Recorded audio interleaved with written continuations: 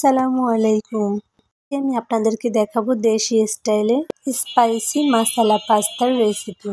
খুবই অল্প পরিমাণে ঘরোয়া উপকরণ দিয়ে তৈরি করা হয় এই স্পাইসি মাসালা পাস্তার রেসিপি। শুরু করা যাক আজকের এই রেসিপিটি। আমি চুলায় একটি পাতিল বসিয়ে দিয়েছি এবং পাতিলের মাঝে 2 কাপ পরিমাণ পানি দিয়ে দিয়েছি। আমি এখানে 3 ধরনের পাস্তা নিয়ে নিয়েছি। এখানে প্রায় 250 গ্রামের মতো পাস্তা রয়েছে। পানিতে বলক চলে আসলে আমি এর মাঝে পাস্তাগুলোকে দিয়ে দিব। দেওয়া হয়ে গেলে আমি একটি চামচের সাহায্যে পাস্তাগুলোকে পানির সাথে ভালোভাবে মিশিয়ে নেব। নাহলে পাস্তাগুলো একটার সাথে আরেকটার গায়ে লেগে যাওয়ার সম্ভাবনা থাকে। এবং এর মাঝে আমি সামান্য পরিমাণ লবণ দিয়ে দিব এবং দিয়ে দিব 1 টেবিল চামচ পরিমাণ রান্নার তেল। এতে করে পাস্তাগুলো ঝরঝরে হয়। পাস্তাগুলোকে আমি 10 মিনিট সিদ্ধ করে নিয়েছি। এবার একটি ছাঁকনির মাঝে এটি ঢেলে দিয়েছি। এবার আমি একটি কড়াই বসিয়ে দিব এবং কড়াইয়ের মাঝে 2 টেবিল চামচ পরিমাণ তেল দিয়ে দিব। তেল দেওয়া হয়ে গেলে এর মাঝে আমি দিয়ে দিব 1 কাপ পরিমাণ পেঁয়াজ কুচি। নিয়ে নিয়েছি ঘরে থাকা কিছু মশলা। এবার আমি পেঁয়াজগুলোকে ভালোভাবে লাল লাল করে ভেজে নেব।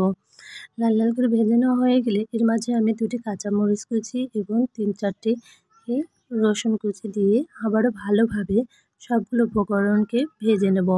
ভেজে নেওয়া হয়ে গেলে এর মাঝে আমি অল্প কিছু পরিমাণ মুরগির মাংস দিয়ে দিব। এতে করে পাস্তাটি খেতে অসম্ভব মজাদার হয়ে থাকে। আর আমি এর মাঝে দিয়ে দেব সামান্য পরিমাণ লবণ।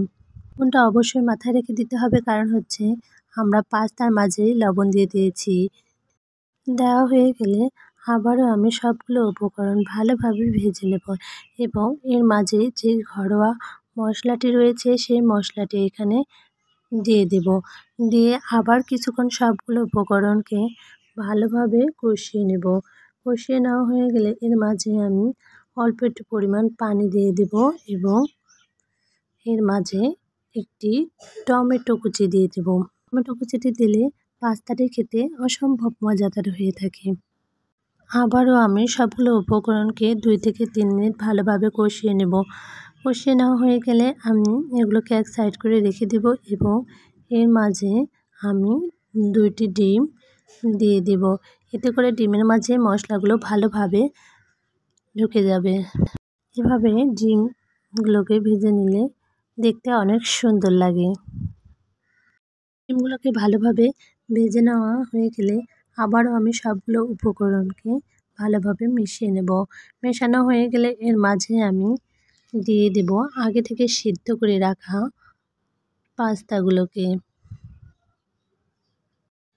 এবার আমি পাস্তাগুলোকে কষিয়ে রাখা মশলাগুলোর মাঝে ভালোভাবে মিশিয়ে নেব। মেশানো হয়ে গেলে এই পাস্তাগুলোকে আমি 3 থেকে 4 মিনিট আবারও ভালোভাবে উল্টিয়ে পাল্টিয়ে ভেজে নেব। তৈরি হয়ে গেল ঘরোয়া স্টাইলে স্পাইসি মাসালা পাস্তার রেসিপি। আপনারা অবশ্যই একবার হলো এভাবে ট্রাই করবেন। আশা করি আপনাদের ভালো লাগবে। ভালো লাগলে অবশ্যই আমার ভিডিওটিতে একটি লাইক, কমেন্ট এবং সাবস্ক্রাইব করে পাশে থাকবেন। এতক্ষণ ধরে আমার ভিডিওটি দেখার জন্য আপনাদেরকে জানাচ্ছি অসংখ্য ধন্যবাদ। আবারও দেখা হবে পরবর্তী কোনো রেসিপি নিয়ে। ততক্ষণ ভালো থাকুন, সুস্থ থাকুন। আল্লাহ হাফেজ।